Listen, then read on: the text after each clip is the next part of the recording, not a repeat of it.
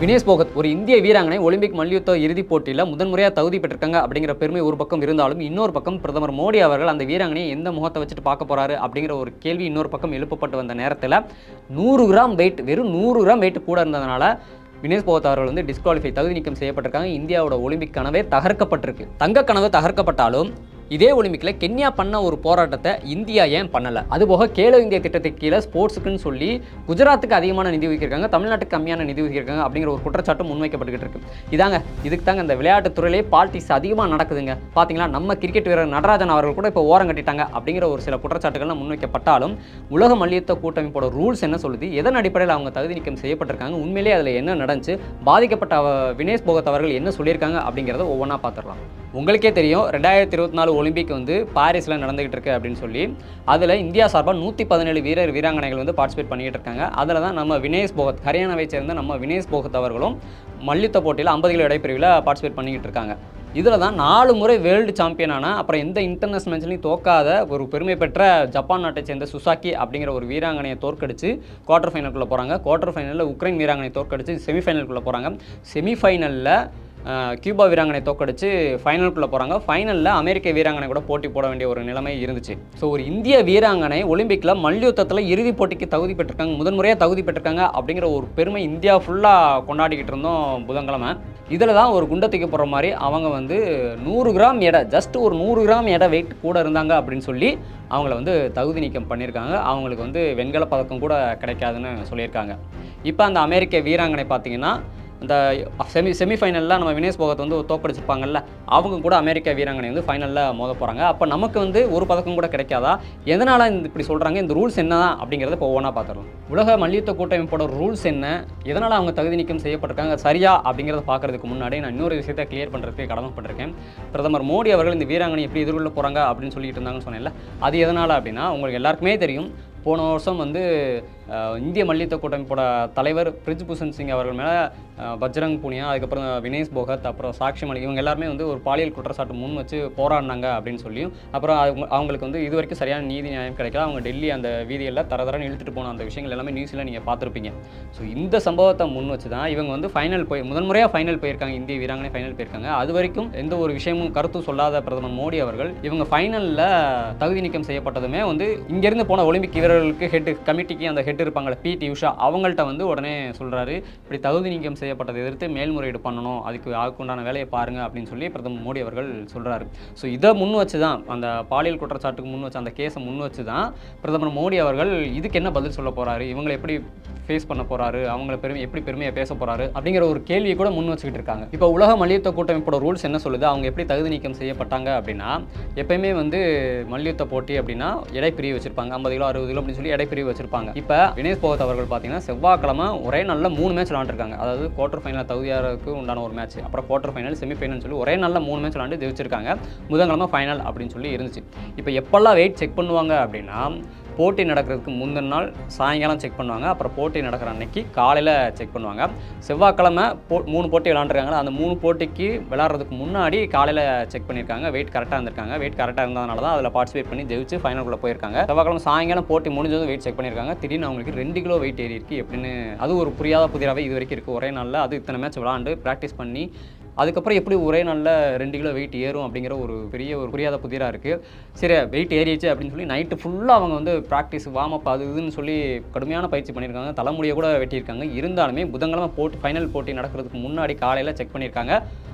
100 gram weight கூட இருந்திருக்கு. நியூஸில் வந்து 100 கிராம் சொல்கிறாங்க, இந்தியன் எக்ஸ்பிரஸில் வந்து ஆர்டிக்கலில் 150 கிராம்னு சொல்கிறாங்க. 150 கிராம் இது வெயிட்டு கூட இருக்குன்னு சொல்லி அவங்க வந்து தகுதி நீக்கம் செய்யப்பட்டிருக்காங்க. இப்போ ரூல்ஸ் என்ன சொல்லுது அப்படின்னா, நீங்கள் எந்த எடை பிரிவில் நீங்கள் பார்ட்டிசிபேட் பண்ணுறீங்களோ அந்த வெயிட்டை விட நீங்கள் வந்து அந்த வெயிட்டுக்குள்ளே தான் இருக்கணும். அதுக்கு மேலே இருந்தால் அப்படின்னா அவங்க வந்து தகுதி நீக்கம் செய்யப்பட்டுருவாங்க. அடுத்தடுத்து ரேங்கில் உள்ளவங்களுக்கு வாய்ப்பு விருது வழங்கப்படும் அப்படின்னு சொல்லி தான் இந்த உலக மல்யுத்த கூட்டமைப்போட ரூல் சொல்லுது. அதன் அடிப்படையில் தான் இவங்க வந்து 100 கிராம் 150 கிராம் கூட இருக்காங்கன்னு சொல்லி அவங்க வந்து தகுதி நீக்கம் செய்யப்பட்டிருக்காங்க. எப்படி ஒரே நாளில் 2 கிலோ கூடுச்சு அப்படிங்கிற ஒரு புரியாத புதிராக இருக்கும், அதே மாதிரி தான் ஒரே நைட்டில் எப்படி அவங்க வந்து 1800 கிராம் 1850 கிராம் வந்து குறைச்சாங்க அப்படிங்கிறது ஒரு புரியாத புதிராக இருக்குது. இப்போ வினேஷ் போகத் அவர்கள் வந்து நீர் சத்து குறைபாடு காரணமாக ஆஸ்பத்திரியில் அட்மிட் ஆகியிருக்காங்களாம். ஸோ அவங்க வந்து வாயை திறந்து இதில் என்ன நடந்துச்சு அப்படிங்கிற சொல்லாத வரைக்கும் உண்மையான காரணம் என்ன அப்படிங்கிறது கண்டிப்பாக யாருக்குமே தெரியாது.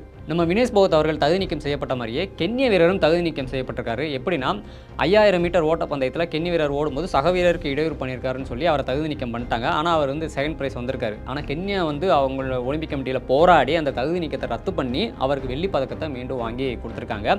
இதை வந்து இந்தியாவும் பண்ணியிருந்தா 100 கிராம் தான், இது எப்படியாவது போராடி இந்தியாவும் பண்ணியிருந்தா அவங்க ஃபைனலில் விளாண்டுருப்பாங்க. தங்கமோ வெள்ளியே கிடச்சிருக்கும், பதக்கப்பட்டியில் இந்தியாவும் முன்னேறி இருக்கும். இதையே இந்தியா பண்ணலை அப்படிங்கிறது ஒரு புரியாத புதிராக இருக்குது. இது சம்பந்தமாக யார் இது வரைக்கும் என்னென்ன கருத்துக்கள் சொல்லியிருக்காங்க அப்படிங்கிறது ஒவ்வொன்றா பார்த்துடலாம். இந்திய குத்துச்சண்டை வீரர் விஜேந்தர் சிங் என்ன சொல்லியிருக்காரு அப்படின்னா, ஒரு மல்யுத்த வீரரால் ஒரே நைட்டில் 5லேருந்து 6 கிலோ எடையை குறைக்க முடியாது, அதெல்லாம் பெரிய விஷயமே இல்லை. ஆனால் வினேஷ் போகத் தகுதி நீக்கத்துக்கு பின்னாடி ஒரு பெரிய சதியே இருக்குது அப்படின்னு சொல்லி அவரோட கருத்தை சொல்லியிருக்காரு. இது சம்மந்தமாக பஞ்சாப் சிஎம் என்ன சொல்லியிருக்காரு அப்படின்னா, இதை நாங்கள் அரசியலாக்க விரும்பலை, ஆனால் ஒலிம்பிக்கு இங்கேருந்து பயிற்சியாளர்கள் ஃபிசியோதெரபிஸ்ட்லாம் அனுப்பி வச்சுருக்கோம், லட்சக்கணக்கில் செலவு பண்ணி அனுப்பிச்சி வச்சுருக்கோம். அப்போ இந்த மாதிரி தவறெல்லாம் எப்படி நடக்குது? பிரதமர் மோடி அவர்கள் அந்த வீராங்கனை இறுதிப் போட்டிக்கு தகுதி பெற்ற வரைக்கும் எந்த ஒரு ட்விட்டும் போடல, ஆனால் தகுதி நீக்கம் செய்யப்பட்டதுக்கப்புறம் ஒரு ட்விட் போடுறாரு அப்படின்னு சொல்லி பஞ்சாப் சிஎம் அவர்கள் சொல்லியிருக்காரு.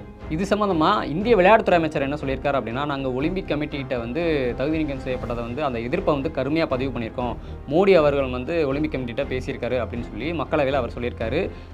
எதிர்க்கட்சி எம்பிக்களும் வந்து இது சம்மந்தமாக வந்து வெளிநடப்பு பண்ணி அவங்களுக்கு ஆதரவாகவும் பேசியிருக்காங்க.